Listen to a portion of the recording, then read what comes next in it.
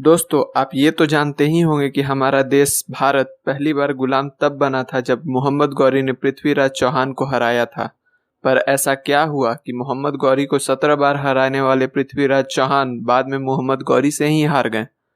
दोस्तों, कहा जाता है कि जिस दिन पृथ्वीराज चौहान हारे थे उस दिन उन्होंने अपनी पत्नी के साथ अपना वीर्य नाश करवाया था और उसके बाद रणभूमि में गए थे। यही कारण था कि पृथ्वीराज चौहान हार गए और भारत गुलाम बन गया। दोस्तों, आपने भीष्म पितामह का नाम तो सुना ही होगा और आप ये भी जानते होंगे कि जब तक वो न चाहें तब तक वो मर नहीं सकते थे। जब महाभारत का युद्ध हुआ और भीष्म पितामह बाणों के बिस्तर पर लेटे होने के बावजूद भी नहीं मरे, इसकी वजह यही थी कि उन्होंने कभी शादी नहीं की थी और न कभी अपना वीर्य नाश होने दिया था। अब जो मैं आपको कहानी बताने जा रहा हूँ वो बहुत ही दिलचस्प है, इसे ध्यान से सुनिए।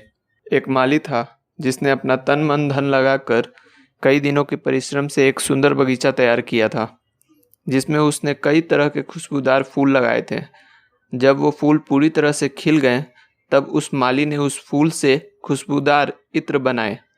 पता है दोस्तों, उसके बाद उस माली ने क्या किया? उस माली ने उस इत्र को गंदी नाली में फेंक दिया। आप कहेंगे कि वो पागल ही होगा जो इतने परिश्रम से इतने खुशबूदार इत्र बनाएगा और उसके बाद नाली में फेंक देगा।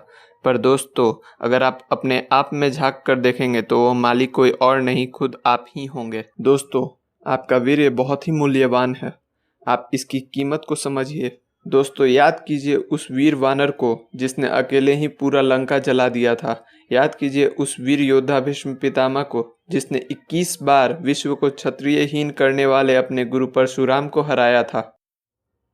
और ये सब अगर हो सका तो इसकी सबसे बड़ी वजह वीर रक्षा ही है। इसलिए अगर फिर से भारत को विश्व गुरु और सोने की चिड़िया बनाना है तो रंगीन दुनिया से बाहर आना ही होगा और भारत को आगे बढ़ाना ही होगा।